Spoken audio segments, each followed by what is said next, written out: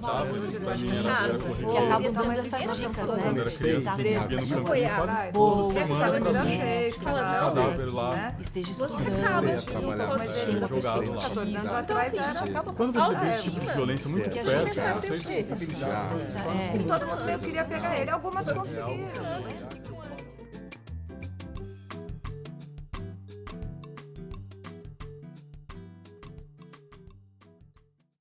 Meu nome é Raul, eu tenho 43 anos, sou designer de joias, sou paulistano. Eu moro no Cambuci, perto do Parque da Aclimação, com a Gisele, Que bom. há uns 11 anos que a gente tá junto.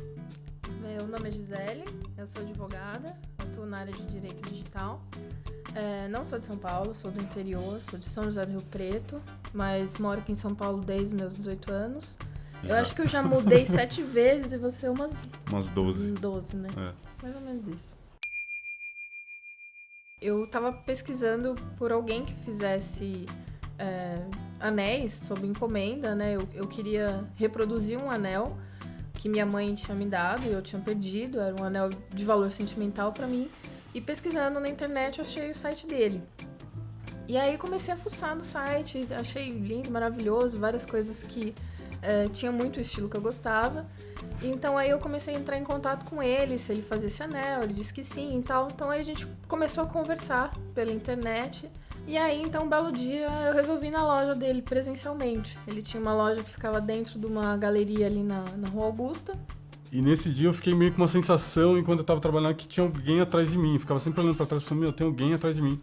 Falei, que sensação estranha. E desci. No que eu desci, eu dei de cara com ela, assim, mas de cara. Ela tava virada pra escada e eu desci e dei de cara com ela. Foi uma sintonia imediata. A gente começou a conversar e virando super amigos e tal. Mas nessa época era só amigos mesmo. A gente não tinha...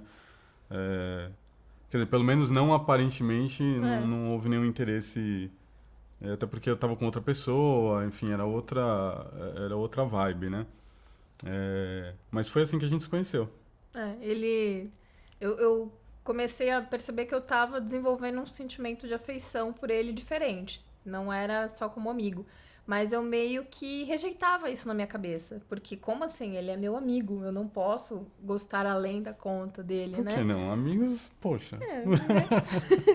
E ele também já tava com outra pessoa, né? Eu falei, não, de jeito nenhum, né? Ok. E aí, nisso, eu me mudei para Rio Preto e aquilo que seria talvez um fator complicante pra gente, que foi a distância, foi o que nos aproximou. O fato de eu ter mudado para lá fez com que a gente fosse se falando cada vez mais. Nesse meio tempo, o relacionamento dele já não estava legal, ele terminou o relacionamento dele e a gente se falava todo dia, por SMS, e-mail, né? Naquela época não tinha Skype, não tinha WhatsApp, então no máximo era um MSN, e eu usando a conexão do computador do meu pai, né? Então era tudo muito limitado, né? Até que a gente se declarou ali mutuamente, né? Via torpedo. Era super romântico, via mensagem. Não poder ver a pessoa, né? Nesse tempo a gente como a gente namorou à distância, não teve jeito, então a gente se viu 7 vezes, em 7 meses. E daí, no 7º mês mais ou menos, aí ela veio para fazer um concurso em São Paulo E nunca nunca mais voltou. voltou. Esse escritório que ela trabalhava era na Ana Rosa, a gente morava lá em Itapecerica. E ela não conhecia nada, ela não era aqui de São Paulo e tal, então eu levava e ia buscá-la todo dia, de manhã e à tarde. É muito amor. E a gente pegava o trânsito de pico, assim, os horários de pico. Então eu levava 1h30 para trazê-la aqui, depois 1h30 para voltar. Aí eu trabalhava em casa, depois à tarde, 1h30 para ir, outra 1h30 para voltar. Então eu gastava 6 horas por dia do meu dia só para ela não ter que pegar ônibus, porque ela ia dar merda, assim. Tipo, ela não tem intimidade com periferia. E daí a gente alugou um apartamento que a gente chama de apartamento geriátrico, porque era um predinho pequenininho, que era uma kitnet, assim, super deprimente, que você entrava lá e dava vontade de se matar. E só tinha velho no prédio inteiro. Então, assim, era 5 horas da tarde, Caiu uma panela no chão e telefonava, tá fazendo barulho aí. E aí a gente foi se recuperando, batata. Aí eu fui assaltada. Então, logo no primeiro mês que ela mudou pra São Paulo, que a gente mudou pra esse apartamento, assim, era fim de ano, ela tá voltando do trabalho, ela tinha levado o meu cartão de banco pra poder tirar o salário dela, exatamente porque ela não tinha como tirar da conta dela. E ela foi assaltada por 3 caras, assim, jogaram ela no chão, bateram nela, chutaram a cabeça dela, foi terror, assim, isso a 1 quadra desse nosso apartamento. E foi terrível, assim, porque foi bem perto do Natal. Daí, como eles levaram a carteira e tal, levaram o meu cartão, a gente não tinha como sacar dinheiro da minha conta. Então a gente passou um Natal com R$60, que a gente comprou 2 Chesters. Foi um Chester, mas... do Ano Novo, né? Então a gente comprou um no Chester, Natal, depois um no Ano Novo. E o quê? Um Prosecco, um vinho. E foi isso, a gente passou os 2 sozinhos, com um frangão, num apartamento deprimente. E... R$60 durou R$60 até o que era o Ano que Novo. a gente teve que guardar até o novo, porque não tinha como tirar dinheiro do banco. Aí vocês vão falar, nossa, que deprimente. Não, a gente tava super A gente tava feliz. feliz pra caramba. A gente tava junto, a gente tava feliz. Ela tava trabalhando na área dela. A gente tava, assim, batalhando, tentando se recuperar das adversidades aí. Mas o mais importante é que a gente tava muito feliz. A gente sempre... O tempo que a gente passou longe, esses 7 meses que a gente namorou, que a gente falava praticamente todo dia. Praticamente não, todo dia a gente falava, dia a né? gente falava, às vezes mais de uma vez. A gente sempre falava um pro outro que a partir do momento que a gente estivesse junto, que as coisas iriam melhorar. Que a gente tava passando por aquilo, que tava difícil tanto para mim quanto para ela, mas quando a gente se juntasse, ninguém mais seguraria a gente. E foi o que aconteceu, né? Ciúmes eu vou deixar de falar, porque assim, eu sou uma pessoa muito tranquila nesse aspecto. Né? Eu encaro os ciúmes como uma relação de possessividade, relacionada com baixa autoestima. Desculpa quem é ciumento, gente, mas é por aí. Eu vejo assim, todas as minhas reações ciumentas em outros relacionamentos foram baseadas nessas 2 questões. Ou eu achava que era dono da outra pessoa, ou eu me sentia ameaçado por outra coisa, então não me sentia autossuficiente para encarar o problema. É que eu sou o que eu sou e pronto. A gente já teve mais problemas com os ciúmes. Muitos problemas, muitos. Vale. Então, assim, você, amiga, amigo, que é ciumento, possessivo, tem cura, tá? Tem cura, eu sou uma testemunha disso, tá? Então, vamos lá. Em relação a relacionamentos amorosos, ou eu era a outra, depois eu fui descobrir, ou eu era a pessoa traída. E aí você se vê numa situação assim, poxa, eu não posso confiar em ninguém, né? Na minha casa, meus pais têm ciúmes de mim entre eles, coisa assim. Não tem fundamento. Tem ciúmes de mim com meus amigos. Eu tô deixando de fazer as coisas que eu gosto por conta de não arrumar encrenca com as pessoas com as quais eu convivo. Aí eu vou me relacionar com outros caras, ou eu sou a outra, ou eu sou a traída. Aí a vida te mostra que você, então, não pode confiar em outros homens, né? Aí você passa a ter relações de amizade e você vê que as amizades são interesseiras. Então você se vê muito sozinho e você começa a ter ciúme daquilo que tá dando certo, né? Você se vê com alguém que tá indo bem, indo legal, você às vezes começa a ficar com o pé atrás. Será que essa pessoa não vai me trair também? E já ocorreu situações em que eu tinha aquele insight e a pessoa de fato já estava me traindo já há 6 meses, né? Então você aprende o quê? Você não pode confiar em ninguém, você não pode confiar em homens, você é sempre passada para trás. Quando tá dando alguma coisa certo e você desconfia, é porque tem. Então se você desconfiar, porque aí tem, né? E se a pessoa não der pinta, é porque ela tá sabendo muito bem esconder. Se você procurar, acha. Então você cria um clima, né, de toxicidade que você não confia em ninguém. E aí aparece esse ser humano para mostrar que tudo é possível, que eu podia estar errada e que eu podia confiar em alguém. Ele era sempre muito confiável. Ele sempre me deu dimensões de que eu podia confiar nele, sempre muito transparente desde o início, nunca escondeu nada de mim. E aí a gente, né, mulher acostumada com aquele bichinho atrás da orelha e fala, não é possível, mas aí tem. Aí você vai lá, cavuca e não acha. Foi indo, que uma hora você explode, né? Como aconteceu. Cheguei a ter surto de ciúme, né? Então, é possível você tirar essa amarra, esse trauma, né? Essa coisa negativa que a gente carrega. E aos poucos eu fui vendo que, então, eu tinha muita insegurança comigo mesma. Eu tinha uma autoestima extremamente baixa. E isso vem desde os primórdios de infância, desde de época de sofrer bullying na escola, sofrer bullying na família. Ver o seu pai falando, não, você não pode comer isso aqui porque você é gorda. Você, dia de amanhã, e me mostrava uma menina extremamente obesa, né? Não, assim você não vai sair na rua, porque você com essas pernas aí gordas que você tem, você não pode usar esse tipo de short.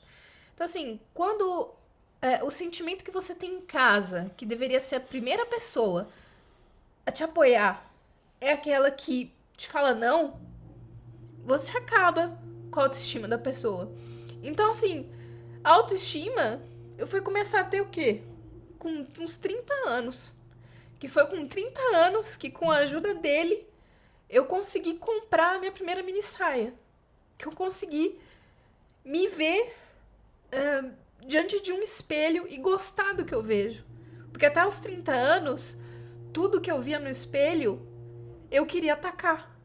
Eu não gostava daquilo que eu via, em nenhum ponto. E aí, juntava as situações em que eu ouvia quando era criança. Falavam pra minha mãe, sua filha tem um rosto bonito, né? Cara, a primeira coisa que você jamais fale pra um gordinho é que ele tem um rosto bonito. Que era pra ser um elogio. Você fala, nossa, você tem um rosto lindo. É porque daqui pra baixo tá uma merda, né? Então isso sempre foi muito latente. Do tipo, você não vai casar porque você é gorda. Você não vai conseguir namorar porque você é gorda. Tudo porque você é gorda. Então aí, através da terapia, eu fui ver que eu, sem autoestima e extremamente insegura comigo, eu tava projetando nele essa minha falha. Então, eu não tava bem comigo, eu me comparava com as pessoas, logo, qualquer pessoa era melhor que eu, portanto, qualquer pessoa que fosse na minha cabeça melhor que eu, ele iria preferir. E aí eu fui aprendendo que, assim, você não pode se comparar com ninguém. Cada um é um. É único. E aquele lá que você acha que é mais bonito, mais magro que você, às vezes ele se acha horrível, ele se acha magro demais. Ele queria ser como você, né? E aí eu comecei a desenvolver essa autoestima, desenvolver mais segurança mesmo, pessoal. Eu fui fazer dança. E aí, ao me ver na dança do ventre, junto com várias outras mulheres, cada um com um corpo mais diferente que o outro, eu falei, caramba, que lindas, como aquela lá que é bem grande, ela é bonita, e ela tá se achando, como ela tá toda dona de si. Eu falei, poxa, eu também tenho que me sentir assim. E você passa a se ver no espelho, em movimento, dançando, e vendo que as outras mulheres também, diferentes de você, cada uma com a sua beleza, todas são lindas, cada um corpo é único. E como que é lindo isso? Você fala, poxa, eu não posso ficar me martirizando por isso. Eu também tenho a minha beleza, não é o tal do padrão que se eu chegar naquele padrão eu vou ser mais ou menos bonita. Não, essa questão de beleza tem que vir de dentro pra fora, né? Você se achar bonita do jeito que você é. Se tem algo que te desagrada, ok, vamos correr atrás pra mudar, pra melhorar. E ele também me dando todo o apoio, porque nesse momento ele poderia ser aquele marido castrador que fala, não, você não vai sair com essa saia aí, não. Essa roupa pode arrumar uma mais compridinha, mais soltinha. Não. Quando eu ficava na dúvida entre que roupa usar pra sair, ele sempre escolhia a mais justa ou a mais curta. Lógico. Eu falava, poxa, óbvio. Tô junto com ele, né? Então ninguém vai encher minha paciência, né? Então vamos lá. Aí eu comecei a ficar segura de mim. Então hoje, quando eu falo para algumas amigas que eu já fui extremamente ciumenta, eu fui do pior tipo de ciumenta. Eu fui uma das pessoas mais inseguras e zero autoestima que eu conheço. Elas falam, o quê? Você? Eu falei, sim, você tá achando que essa pessoa aqui com quem você tá falando veio pronta? Ninguém vem pronto, né?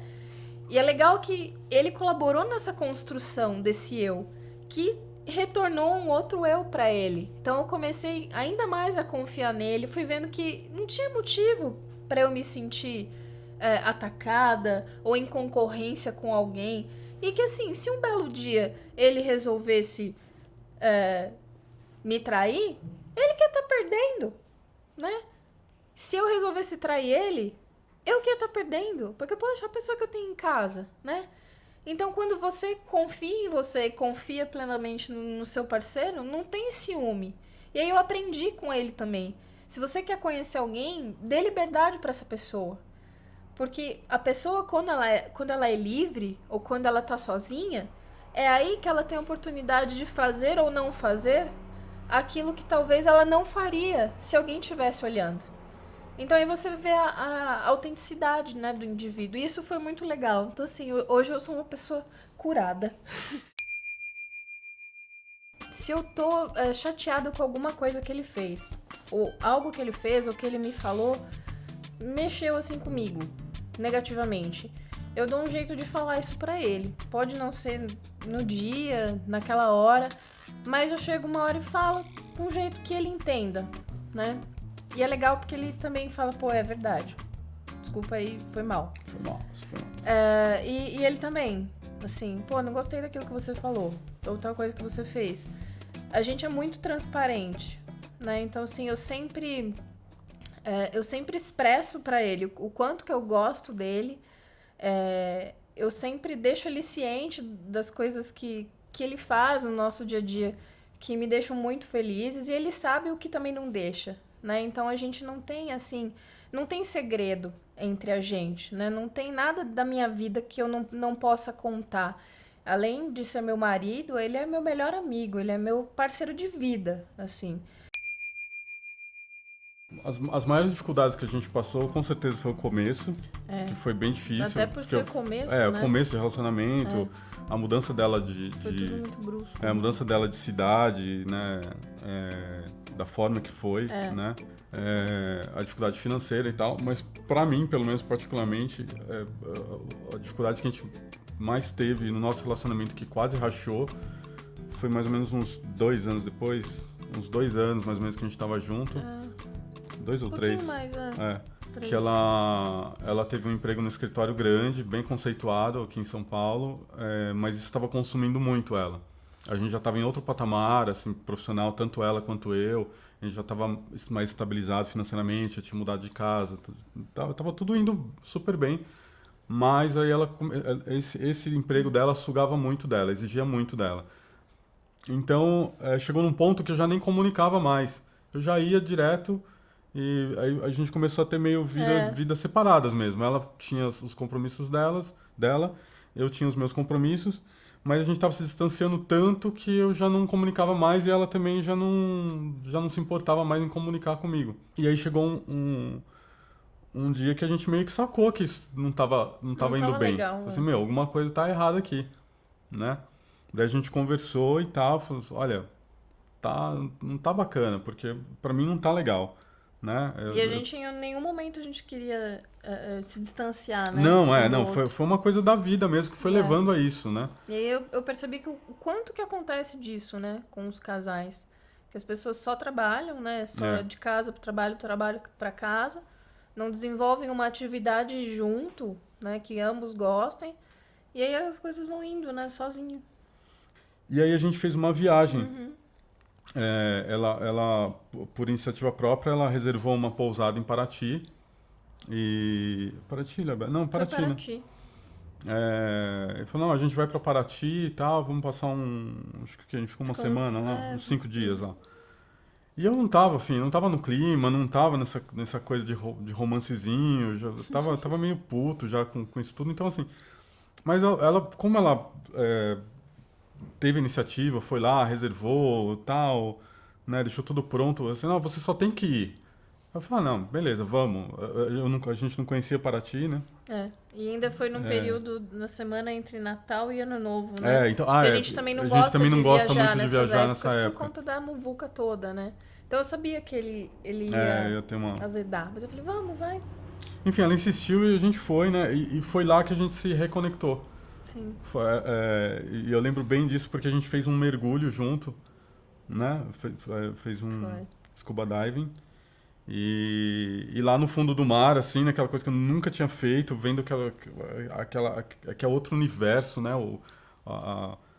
Você vendo os peixinhos, os corais, aquele mundo de água em cima de você, você se sente tão ínfimo, tão bosta mesmo, porque é um segundo para você morrer ali.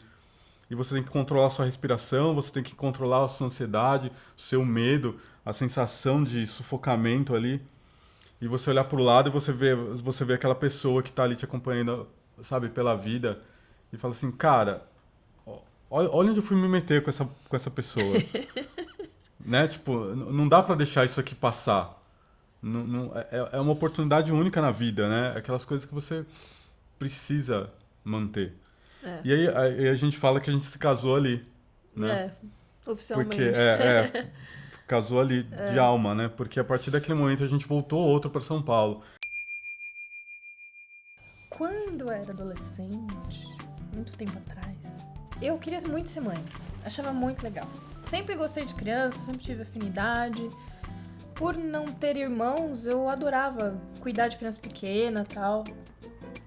Tive essa relação, assim, fraternal com um primo que eu vi nascer e tal. Foi muito legal. Achava muito bacana.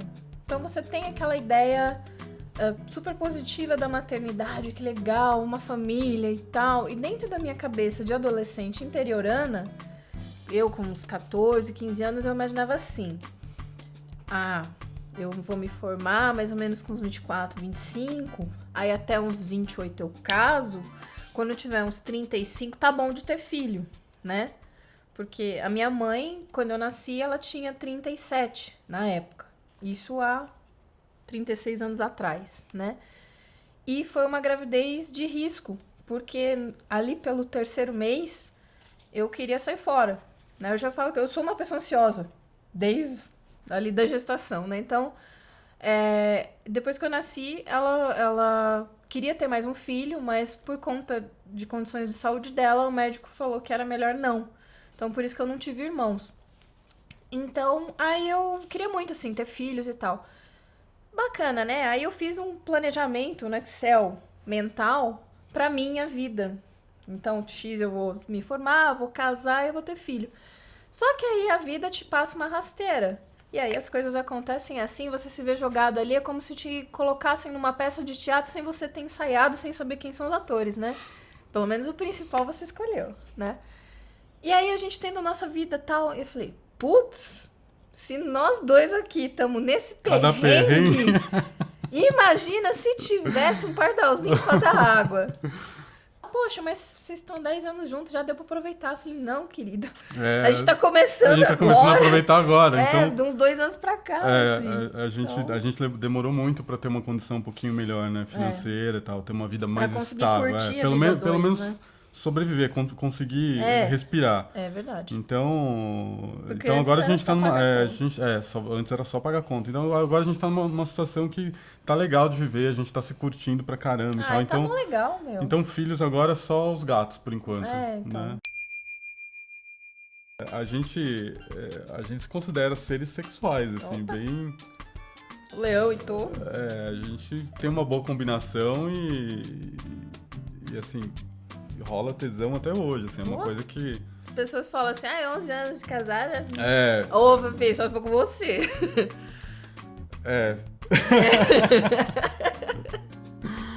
E tem uma coisa que eu lembro muito que minha avó falava, né?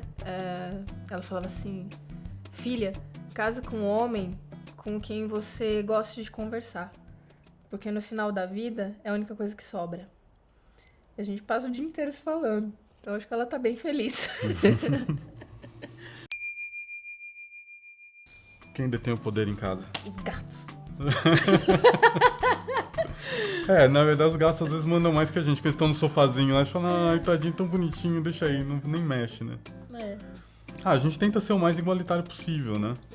Não tem chefe de família. Não tem chefe. Não tem dona de casa lá em casa, né? A gente leva como uma parceria mesmo. Muito igual. Não tem, assim... seu dinheiro, as suas contas, meu dinheiro, minhas contas. Se um tiver ali endividado, precisando de uma grana para pagar alguma coisa, o outro tem. A gente se acode. A gente leva como equipe mesmo. É. Tudo que vem pra dentro é nosso. É. Seja dinheiro, seja problema, seja alegria.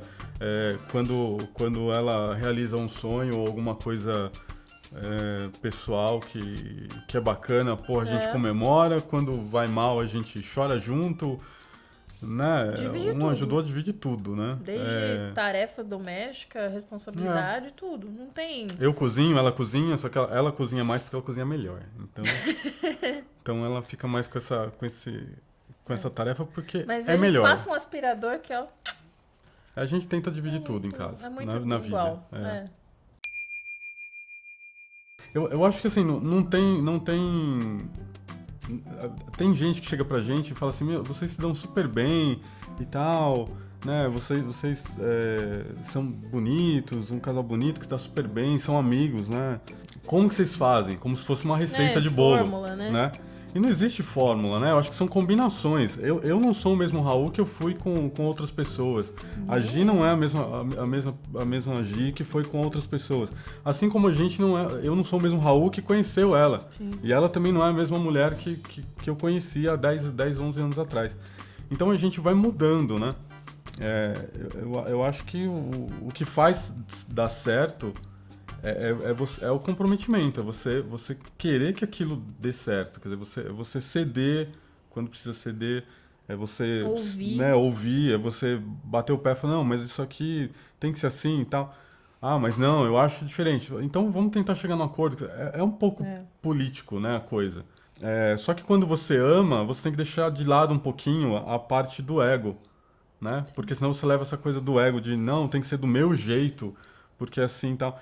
E isso vai minando, né? Isso vai deteriorando a relação. A gente briga pra dar certo, não entre a gente. A gente briga com o mundo pra dar certo. A gente entra na parada como se fosse uma equipe. Somos nós contra o mundo, assim. A gente encara desse jeito. A gente não tem essa coisa de competição. Já teve épocas que eu ganhava mais que ela.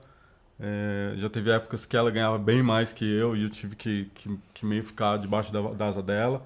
Então tudo bem, a gente nunca ficou, pô, minha mulher ganha mais que eu sou um inútil, ou nossa, eu sou dependente do meu marido. Mais impunha coisas pro outro também. Nunca houve essa coisa de, eu ganho mais, então eu controlo a casa. Não.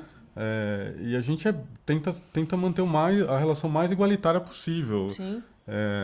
Eu limpo a casa, faço um monte de coisa que os amigos veem e falam assim, meu... Eu falo, cara, eu faço, mas por quê? Eu morei sozinho muitos anos.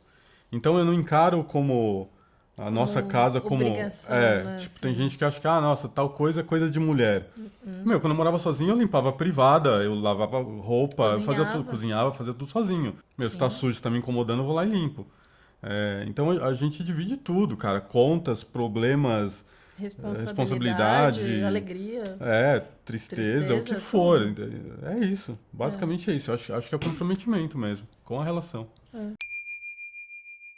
Eu venho da periferia, venho do Capão Redondo e da época que eu nasci lá, a estimativa de vida assim, dos jovens era 25 anos no máximo. Então, desde pré-adolescência, assim, eu já tinha meio que noção que eu não passaria dos 20. Porque todos os amigos da rua não passavam dos 20. Se chegassem nos 25 era muito. Então, eu sou uma pessoa que eu vi muita coisa na vida que talvez muita gente nunca viu de perto. Então eu já vi gente... Muita gente nem tem noção. E muita gente não entende isso. Eu costumo dizer que grande parte das pessoas que eu conheço não sabe o que é ser rico e não sabe o que é ser pobre. Então, assim, eu presenciei assassinatos na minha vida, de perto, sem poder fazer nada. Ver cadáveres, para mim, era corriqueiro. Quando era criança, a gente subia no campinho quase que toda semana para ver um cadáver lá que tinha sido jogado lá. E quando você vê esse tipo de violência muito perto de você, isso se torna comum, né? É algo que eu falo hoje para as pessoas, falam assim, mas como assim? Onde você morava? Então, eu morava aqui em São Paulo, na periferia, mas era uma periferia que a maioria das pessoas não tem acesso. Só sabe falar de, porque é favela, favelado, não sei o quê, mas nunca foi lá, não sabe como é que é, né? Não sabe como que é o fator comunidade que existe nesse lugar. Eu nunca morei em favela, assim, mas eu morava muito perto. A maioria dos meus amigos eram de favela, então nunca morei, mas circulava na favela livremente. Isso me deu uma bagagem muito grande, né, de vida. Então, como eu falei, minha expectativa de vida era 25 anos. Eu falei, cara, provavelmente eu não vou passar dessa idade. Porque nesses lugares você não tem chance mesmo. Ninguém abre portas, ninguém te dá uma chance. Por mais que você... eu fui ensinado desde pequeno que você tem que se esforçar, que você tem que se preparar, que você tem que estudar. Mas não adianta. Quando você sai de um lugar desse, as pessoas não te dão chance. Você já está estigmatizado como uma pessoa de periferia que nunca vai vencer na vida. Esquece, não tem como. Você tem que lutar muito, você tem que provar o seu valor por outros meios. Não dá para você competir com o cara que tem uma boa faculdade, que estudou nos melhores colégios. Não dá, é impossível. Então você tem que ir pelas bordas. Se você quiser conseguir alguma coisa, você tem que ir por outros meios. E é bem tenso, assim, é a vida real crua, né? Periferia é crua, o negócio não é fácil. É um dia por vez, né? É, um dia por vez. Então, é basicamente isso. Eu fui levando e consegui sair de lá. Você nunca sabe quem de fato está do outro lado. Que é uma coisa de respeito, que tem muito na periferia. Isso porque a outra pessoa pode ser um traficante, pode ser um cara que anda armado e a qualquer momento, se você desrespeitá-lo, ele pode te matar, né? E isso é uma coisa que ele tem muito. De ouvir o outro, de respeitar, de não colocar o dedo na cara de ninguém, né? Não usar aquela frase, olha com quem tá falando. Hoje em dia tá todo mundo muito estressado, trânsito, não sei o quê, com quem você tá falando e tal. Gente, eu cansei de ter revólver apontado na minha cabeça. Cansei de ver o cano na minha cara. E você negociar com uma pessoa que tá apontando um revólver pra sua cara, não é tão simples. Mas se você sobreviver, você aprende a negociar com qualquer coisa. Então é meio assim. Então hoje, por exemplo, com a bagagem que eu tenho, eu acho meio um absurdo como as pessoas falam entre si atualmente. Todo mundo já mete o dedo na cara, e já vem falando, já vem peitando, já vem xingando. E com quem você não sabe com quem você está falando e tal. E isso na periferia é perigoso. Porque realmente você não sabe com quem você está falando. Se você estiver falando... se você faltar com respeito com a pessoa errada na periferia, você morre ali mesmo. Ou você respeita, ou você morre. Eu até brinco com ela, que eu falo que ela é uma garota de pedigree, né? Porque descendente italiano, né? Descendente italiano, tem toda a árvore genealógica e tal, a coisa mais linda. E eu sou vira-lata mesmo, fura-saco da cidade. E é assim que a gente funciona bem, né? Com esses extremos. E assim, e aí eu vejo que no início, assim, acho que minha família ficou meio assim com ele. Imagina. Porque, né, o cara é do Capão. O pessoal do interior, quando ouve falar de São Paulo, enchente em São Paulo, minha avó me ligava desesperada. Assim, vó, São Paulo é gigantesca. E aí, quando ouve de periferia, naquela época, né, há 10 anos atrás, no interior, falava do Capão, Jardim Ângela, daquele jeito lá, né? E as pessoas não têm ideia de como é. É enorme, né? Então, é outra realidade. Então, pra você falar, não, ele não é esse cara do Capão que você tá pensando. Senão eu também não estaria aqui, né? Então, assim, ficou meio um estigma, assim, pra família. Mas eu também pensei, eu pago minhas contas. Não devo nada pra ninguém. Eu que escolhi. Tá ótimo. Não é casamento arranjado. Eu que escolhi. Quer coisa melhor que essa? A gente sofre junto, a gente se vira junto, a gente supera as dificuldades junto. E tá ótimo. E no final das contas, minha avó sempre perguntava, você tá feliz? Vó, pra caramba. Então tá ótimo, filha. Então, eu acho que esse é o lance, né? Por mais que as pessoas sejam, às vezes, adversas à relação, que queiram colocar problemas, no dia a dia, quem tá ali é o casal. Quem resolve é o casal. Você não tem que se esquentar com o que pensam ou com o que falem, porque no dia a dia são nós dois aí. É parceria. E fora que as pessoas têm essa mania de querer ter o controle sobre tudo, né? Então todo mundo faz planilhas e planejamentos e tal, e um monte de coisa. Cara, eu acho super válido, só que assim, desculpa, a vida é um caos. Tipo assim, nada está sob controle. Nada está sob controle. A gente tem que aprender a ver como que vai fazer ali na hora. Então, assim, na verdade, talvez o brasileiro seja o povo mais legal nesse sentido por conta do improviso. Porque, lógico, você pode planejar sua vida financeira, sua vida pessoal, o que você quiser. A viagem, Mas sempre alguma coisa vai dar errado. E nessa hora que vai dar errado, É aí que é o você improviso mostra que quem você é o improviso que vai falar mais alto. E a velha história de você ficar sempre colocando a tua felicidade no futuro, né? Eu vou ser feliz quando eu comprar um carro novo. Eu vou ser feliz quando eu trocar de casa. Eu vou ser feliz quando eu tiver dinheiro. Eu vou ser feliz quando eu, sei lá, fizer uma viagem internacional. E você vai estar sempre ali. E aí você vai esquecendo os detalhes, os pequenos detalhes da vida. Exatamente. O caminho, né? O percurso, o dia a dia. As pequenas... Cara, os pequenos milagres diários que acontecem, as pequenas coisas legais que acontecem no dia, você vai deixando de lado. E aí, essa é a diferença. Essa é a coisa que faz diferença na vida. A mãe da Gi, tipo assim, quando a gente namorava, ela ligava pra mim pedindo pra eu terminar o namoro, porque ela falava que eu tava atrapalhando a vida da Gi. Veja bem. Eu era um estorvo na vida dela. Que não ia ter futuro essa relação, então pra que eu me afastasse dela. Petulância. Aí eu falava que ia me afastar, mas eu não afastava nada. Claro. E tem o pai da Gi, que não conversa com a Gi faz uns 10 anos. Mas, a gente até pensou que talvez pudesse ser por conta da nossa relação, mas o tempo que eu o conheci, ele meio que me adotou, assim. Ele era super meu amigo, me mandava e-mail, a gente conversava.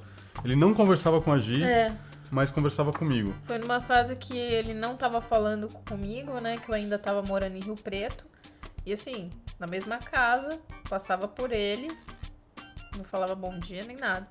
E aí o Raul, nessas vezes que ele ia me Quando eu ia pra visitar, lá, ele me tratava super bem. tratava ele super bem. Ficava horas conversando com ele no sofá. Mas depois que a Gi veio pra São Paulo, ele não quis mais contato, né? E já se passaram aí 11 anos, 11 né? anos, E é uma pena, porque assim, ele perdeu uma fase muito legal. muito legal da nossa vida. Que ele ia curtir. Todo o nosso crescimento.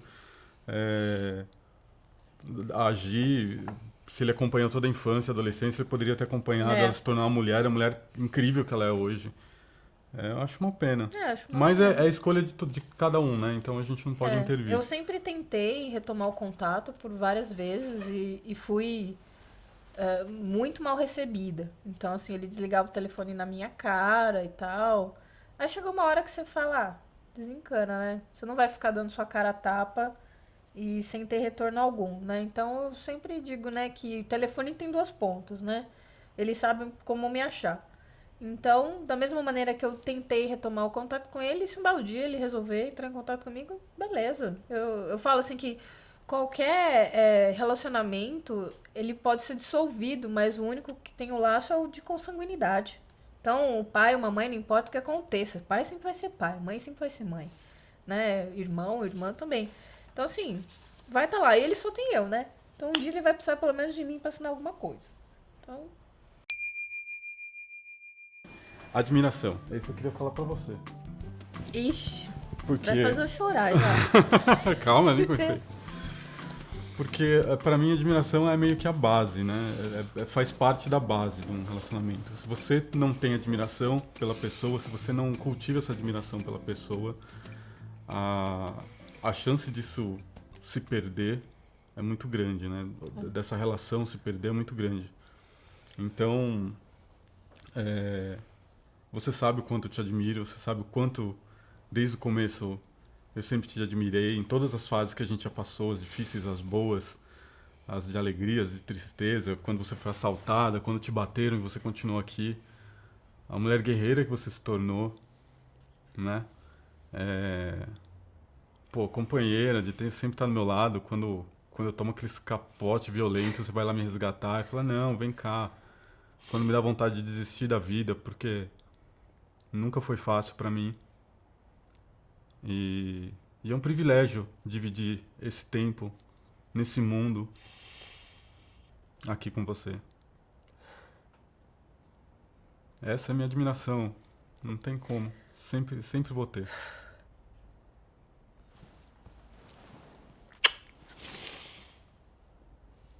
Corta? Corta, tadinha. Bom... Eu sou mega fã sua, em tudo. Pela sua história de vida. E pra mim, você sempre foi um sobrevivente. Em todas as vezes em que Antes de te conhecer, eu pensei muitas vezes em desistir desse mundo. Eu vi que na mesma época, na mesma idade, você teve muitos mais motivos. Só que você continuou lá. Então, assim, sempre na minha menor ou maior dificuldade, a minha maior inspiração é você. Sempre quando eu tô em desespero, eu tento me olhar de cima e pensar, o que o Raul faria nesse caso? Porque você passou por situações, não só na época do Capão, da vida. Você passou por situações, assim, que é difícil ter passado por isso em toda uma vida só, uma existência só. Então, assim, você é muito fonte de inspiração pra mim. Sabe, você é um ídolo pra mim. É isso. E você é um cara que a nossa vida, as dificuldades que a gente teve, as dificuldades que eu passei, os problemas que eu acabei tendo sozinho, se fosse outro cara, você teria catado suas coisas pro lado fora. Mas não. Você se mostrou ali do meu lado. E não teve situação melhor do que tá com um problema, do que tá num desespero e ter a sua companhia. Sabe, a sua companhia em todo momento é sempre a melhor das coisas. É melhor do que até a solução do problema. Obrigado por me fazer uma pessoa melhor. Eu que agradeço. Te amo. Te amo. Você é foda. Você também. Não vou perguntar umas coisas bobas, tipo, qual que é o peso do sexo? Vocês já deram uma definição. Sexo? Que sexo? Não, Como assim, já deram uma sexo? definição Que muito isso? melhor, porque Deixa eu dar um Google no que ele já falou. falaram muito melhor. É besteira a gente ficar